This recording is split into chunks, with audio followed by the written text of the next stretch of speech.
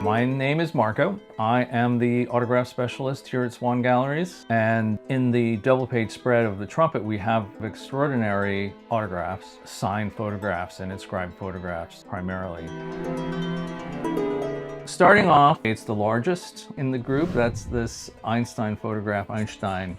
And he has a lot of personality, and he's one of the more photogenic intellectuals of the 20th century. And there are lots of photos of him goofing off and things, but here's a photograph where it's kind of neutral. You know, it's by Aaron Tico, who also signed the photograph. And the Einstein signature is remarkable because he signed in 1933. So 1933 is a significant year. That's the year that Adolf Hitler became Chancellor of Germany and all the things that followed from that. And Einstein had a significant role in the war because he personally helped to bring a number of scientists and other figures that were significant in science in Germany to the United States to avoid persecution or murder by the Nazis. So the date in this case is the really important thing on this photograph.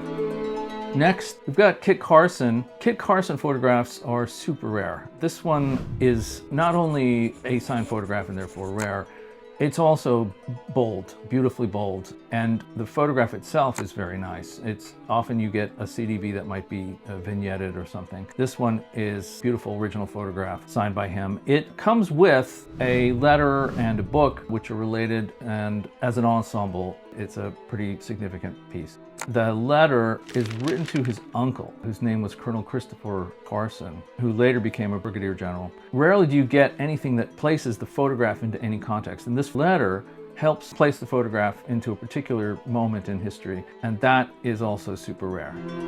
Moving along is a piece by John D. Rockefeller. Now, so this is not a photograph, but it has photographic elements. It's a Standard Oil stock certificate from 1881. The company was founded in 1870, but the trust wasn't founded until 1882. The company was dissolved in 1911 by the Supreme Court because of the Sherman Antitrust Act. This is significant, I think, now because there are a number of companies which, by traditional interpretations of the Sherman Antitrust Act, one might argue ought not to exist. Next, we've got Susan B. Anthony, and Susan B. Anthony photographs are not unheard of. This one, though, has a remarkable image of her as a younger woman. And the date that you find on there is the date of her birth, 1820, and the date also of the signing of the photograph, February 15th, 1856. This is a nice photograph also in that it's taken by John Howe Kent, who was the photographer of one of the more well-known Frederick Douglass photographs. John Wilkes Booth, Lincoln's assassin.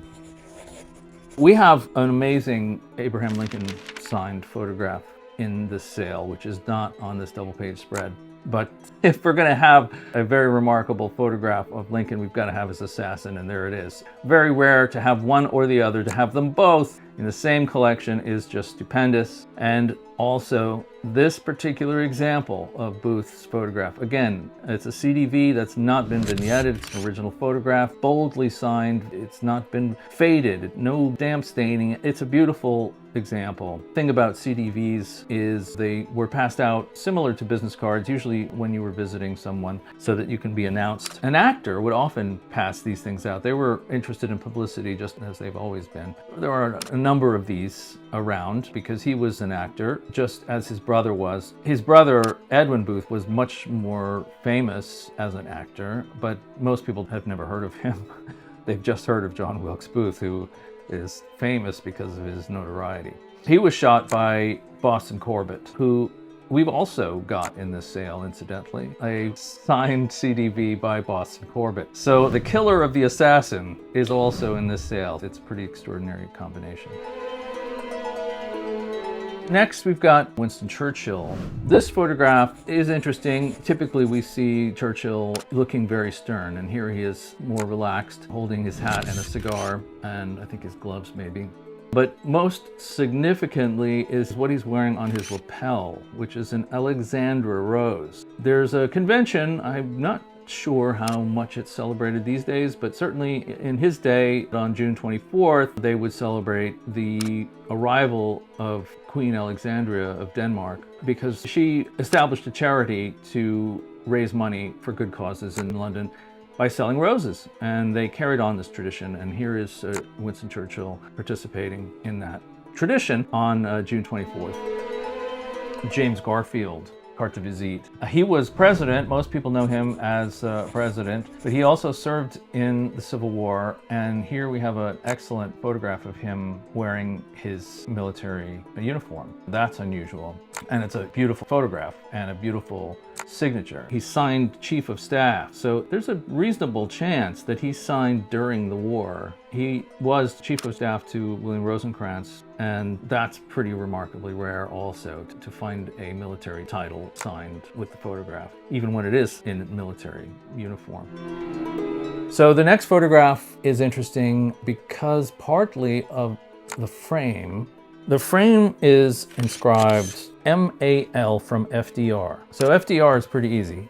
Let's first look at the people in the photograph. They just happen to be workers for the Democratic Party in Albany in 1928. The particular figures are not necessarily that important, but it is interesting that both Eleanor Roosevelt and Franklin Roosevelt signed this photograph. The frame, which as far as I'm aware came with the photograph, having this inscription is interesting because the MAL is very likely Marguerite Alice LaHand. That's Missy LaHand, who was FDR's secretary and also his sometime mistress. It does seem as if Eleanor knew and approved or was indifferent to the affair, but here's a gift from that interesting contrast or interesting illustration of the possibility that Eleanor Roosevelt was approving or indifferent to their relationship.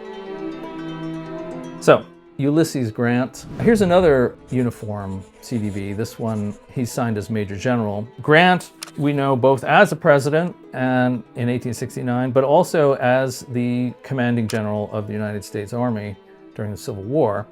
And it's kind of neat to have a CDV that is during the war from someone who became president, because American history has several illustrations of successful wartime generals who went on to become president, most recently Eisenhower or Zachary Taylor, and there are others. So Grant, being the top general in one of the most significant conflicts in American history, makes that one even more important than some. The next one, Harriet Beecher Stowe.